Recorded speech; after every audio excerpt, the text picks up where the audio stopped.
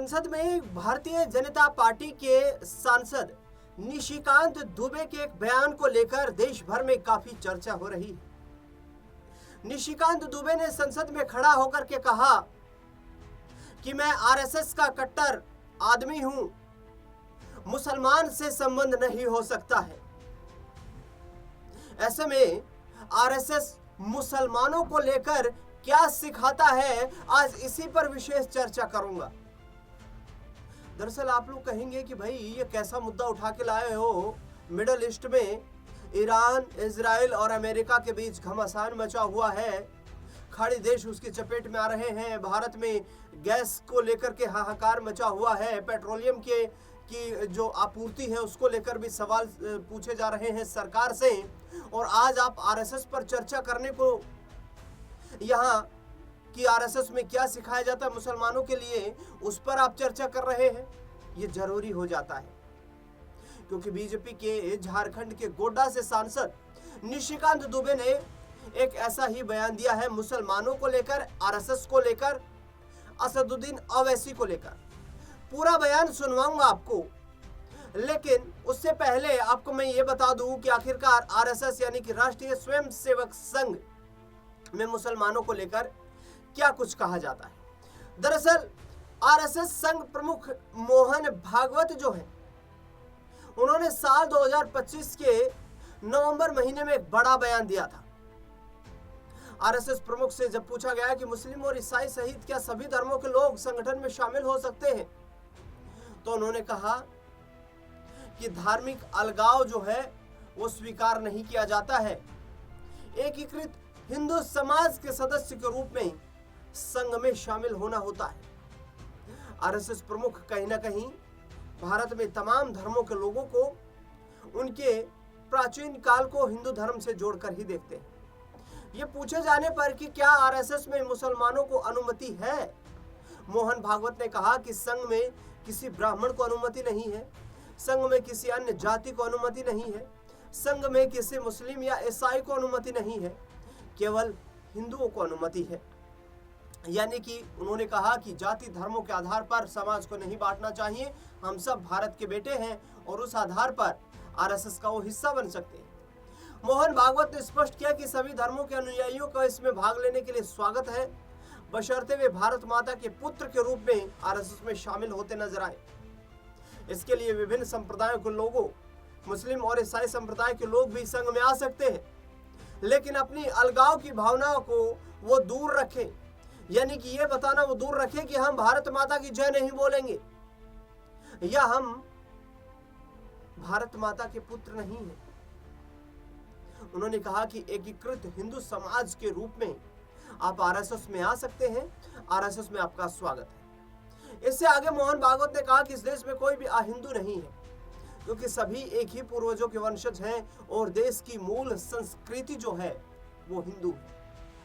दरअसल बता दें आपको कि आरएसएस की जो बेस है, जो आरएसएस का आधार है, वो भी हिंदुत्व पर ही टिका हुआ है। मोहन भागवत ने आगे कहा कि संघ अपनी दैनिक शाखाओं में आने वाले किसी भी व्यक्ति से धर्म या जाति के तौर पर सवाल नहीं पूछता। मुसलमान शाखा में आते हैं, ईसाई भी शाखा में आते हैं और नियमित रूप से हिंदू कहे जाने वाले समाज की सभी जातियों के लोग शाखा में आते हैं, लेकिन हम उनकी गिनती नहीं करते कि वो किस जाति से है, ना ही ये पूछते हैं कि किस धर्म से है, वे कौन है। हम सिर्फ उन्हें भारत माता के पुत्र के रूप में देखते हैं और इसी आधार पर संघ काम करता है। दरअसल आपको बता दें कि संघ प्रमुख की ये टिप्पणी जो है, ये आरएसएस के एक प्रश्न उत्तर जो सत्र था उसके दौरान आई और इस आधार पर उन्होंने संगठन के पंजीकरण की स्थिति, राजनीतिक सुझाव और सभी धर्मों के संबंधों पर भी सवालों के जवाब दिए। लेकिन अब आपको सुनवाता हूं निशिकांत दुबे का वो बयान, जिसमें उन्होंने कहा कि असदुद्दीन ओवैसी जो बैठे हैं संसद में, इन्होंने मुझे ये कुर्ता दिया है जो कुर्ता पहन के आया हूं। ईद के मौके पर इन्होंने मुझे गिफ्ट दिया। मैं यदि टोपी लगा लूं तो मुसलमान नहीं हो जाऊंगा, ओवैसी यदि टीका लगा ले तो हिंदू नहीं हो जाएगा। लेकिन हम एक नदी के दो किनारे हैं और जो कभी एक नहीं हो सकते। मैं कट्टर आरएसएस का आदमी हूं और मुसलमानों के साथ संबंध नहीं हो सकते हैं। निशिकांत दुबे का संसद का बयान सुनिए। अब नहीं है, ये जो मैं पजामा कुर्ता पहन कर आया हूं सब ना, ये ओवैसी साहब ने मुझे ईद पर दिया। ओवैसी साहब मुझे टोपी पहनाने की कोशिश नहीं करते हैं और मैं उनको टीका पहनाने की कोशिश नहीं करता।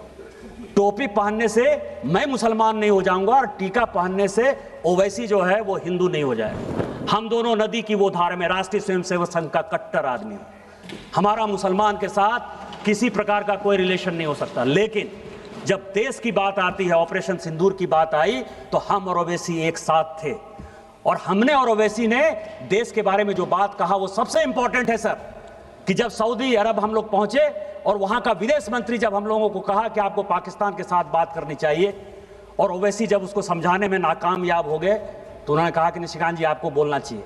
और मैंने कहा कि वो सरकार नहीं है, हम आपको सुनाने आए हैं, हम आपकी बात सुनने के लिए नहीं आए हैं। मनमोहन सिंह नहीं है हम कि 2008 में मुंबई बम ब्लास्ट हो गया और आपके कहने पर इसी सऊदी अरब के दबाव में, इसी अमेरिका के दबाव में, शर्म शेख में आपने जाकर समझौता कर लिया, एग्रीमेंट हो गया। पहली बार भारत सरकार ने कॉम्प्रोमाइज करते हुए यह बता दिया कि बलूचिस्तान में जो कुछ हो रहा है वो भारत सरकार का उसमें योगदान है। हम वो घटिया आदमी नहीं हैं। यदि हमारे आदमी को आपने मारा है तो हम मारेंगे। आपको पाकिस्तान को समझाना है तो समझाइए।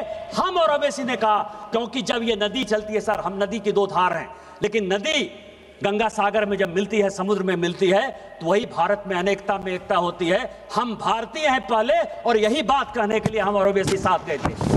तुम किस हिंदू मुसलमान की बात करते हो? ओवैसी के ऊपर अटैक हो गया, एक बार भी पूछने के लिए गए कि तुम पर गोली किसने चलाई? क्या बात कर रहे हो? केवल मुसलमान के वोट बैंक की पॉलिटिक्स करते हो। राहुल गांधी 11 सितंबर 2024 को सर। अब कांग्रेस इस बयानबाजी पर कहां चुप रहने वाली थी? कांग्रेस ने आरएसएस की संगठन की बिना जो है उसी पर सवाल खड़े कर दिए। कांग्रेस ने कहा कि आरएसएस किसी भी तरीके से औपचारिक पंजीकृत संगठन नहीं है।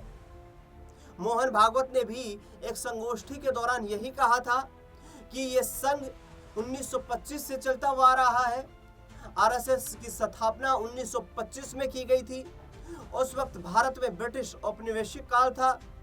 आरएसएस को उस दौरान पंजीकृत नहीं करवाया गया था और हम किसी एनजीओ के तौर पर काम नहीं करते, बल्कि भारत माता की रक्षा, सेवा और हिंदुत्व के हमारे एजेंडे पर काम करते हैं। इसीलिए आरएसएस जो है एक पंजीकृत संगठन नहीं है। लेकिन आगे देखना दिलचस्प होगा कि राहुल गांधी, नेहरू और तमाम राजीव गांधी के मुद्दों को लेकर के निशिकांत ने जो गंभीर आरोप कांग्रेस पार्टी पर लगाए हैं, कांग्रेस पार्टी किस तरीके से उसका पलटवार करते हुए नजर आई। इस खास रिपोर्ट पर आपका क्या कुछ कहना है वो हमें कमेंट बॉक्स में आप जरूर बताएं।